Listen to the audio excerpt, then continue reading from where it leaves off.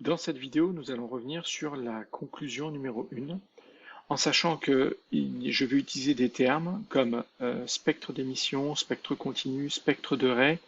Tout ça, ça a été défini dans une autre vidéo. C'est quelques définitions sur les spectres et la lumière. Je vous renvoie à, bien sûr, je vais le dire à l'oral, mais vous avez des photos de chacun de ces spectres pour vous les remettre en tête. Donc regardez cette vidéo avant de regarder la conclusion. Donc les spectres d'émission sont de deux types. On a deux façons d'avoir des spectres d'émission.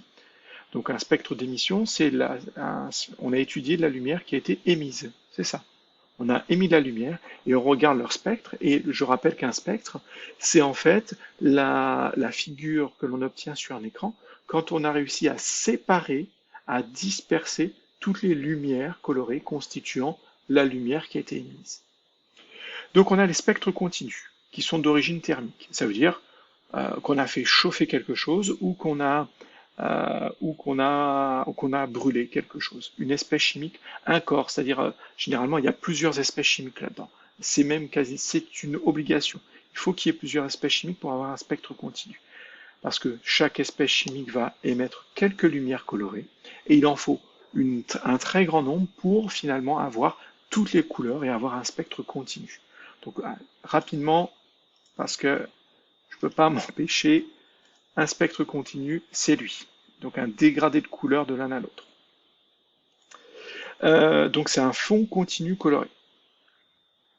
Donc la lumière de ces spectres est émise par un corps. Donc un corps ici, c'est un objet qui est un ensemble d'espèces chimiques ici. Il est dense, ça veut dire la matière est très, très condensée et chaud. Forcément chaud, vu que c'est un spectre d'origine thermique, on le fait chauffer. La radiation émise avec le maximum d'intensité dépend de la température de surface du corps. Ça, c'est important. Ça va nous permettre, par exemple, de déterminer la température des étoiles. Si je regarde la lumière la plus donc émise avec le maximum d'intensité, ça veut dire quoi? Mais la lumière colorée la plus brillante, la plus éblouissante. On a des appareils qui nous permettent de mesurer donc cette intensité lumineuse. Et ben, plus elle ira vers le rouge, cette lumière émise avec le plus d'intensité, plus la surface de l'étoile sera froide. Plus elle ira vers le bleu, plus la surface de l'étoile sera chaude. Attention, quand je dis une surface d'étoile froide, c'est extrêmement chaud, mais c'est moins chaud qu'une autre étoile. Ensuite, plus il est chaud, plus le spectre est lumineux, c'est-à-dire plus il est intense, plus il est éblouissant, et plus la lumière violette est présente. Donc on va dans les bleus-violets vers quelque chose de plus chaud. Plus le corps qui émet la lumière est chaud, plus on aura de lumière violette dedans. Ensuite, les spectres de raies d'émission. Donc, encore une fois, je ne peux pas résister. Donc un spectre de raies, c'est ça. On a quelques raies, des traits colorés, pardon. D'émission, c'est toujours on fait chauffer quelque chose pour émettre de la lumière. Et ce sont des raies colorées sur fond noir. La lumière de ces excusez-moi, je me perds. La lumière de ces spectres est émise par un gaz porté à haute température, donc toujours en chauffant, ou traversé par une décharge électrique. Donc on a deux façons ici de voir. Et ainsi, on a un gaz, c'est-à-dire une espèce chimique. Contrairement à tout à l'heure, on avait plein d'espèces chimiques, ce qu'on appelait un corps. Les radiations émises par une entité chimique sont caractéristiques de cette entité. Ça veut dire que si je dis je prends de l'hydrogène sous forme de gaz, je la fais chauffer, l'hydrogène va émettre certaines lumières colorées. Et en fait, elle émettra toujours les mêmes lumières colorées. Toujours, toujours, toujours.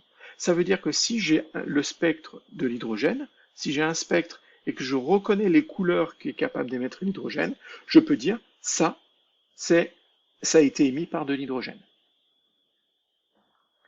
Ensuite, les longueurs d'onde des radiations présentes sur un spectre permettent d'identifier l'entité chimique. C'est ce que je viens de vous dire. Si je reconnais les lumières, donc les radiations, donc les lumières colorées présente dans un spectre en me disant, mais ça, c'est émis par l'hydrogène, ça aussi, ça aussi, ça aussi.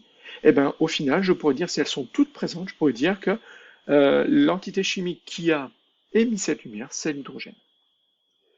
La lumière est constituée de radiations monochromatiques, c'est-à-dire une somme de petites lumières colorées. Chaque radiation est caractérisée dans le vide par sa longueur d'onde. Ça veut dire quoi? Ça veut dire qu'on associe la longueur d'onde, c'est un nombre, une grandeur physique à laquelle on va associer un nombre. Et en fait, à chaque lumière colorée, on va associer un nombre pour pouvoir les différencier les unes des autres. Je l'ai dit dans une autre vidéo, si j'ai une longueur d'onde de 650 nanomètres pour une radiation monochromatique, c'est du rouge. Si j'ai une longueur d'onde de 651 nanomètres pour une radiation monochromatique, c'est du rouge. Et vous voyez qu'il me manque du vocabulaire pour, même à l'œil, vous n'arriverez pas à distinguer la différence entre ces deux rouges. Donc on a associé un nombre, et ce nombre est lié à une grandeur qui est la longueur d'onde. C'est noté lambda, ça c'est une lettre de l'alphabet grec qui dit lambda. Elle s'exprime en mètres, c'est une longueur d'onde, donc elle s'exprime en mètres. Et le domaine des radiations visibles, donc toutes les lumières colorées visibles ont une longueur d'onde entre 400 nanomètres et 800 nanomètres. Le nanomètre, c'est 10 puissance 9 mètres.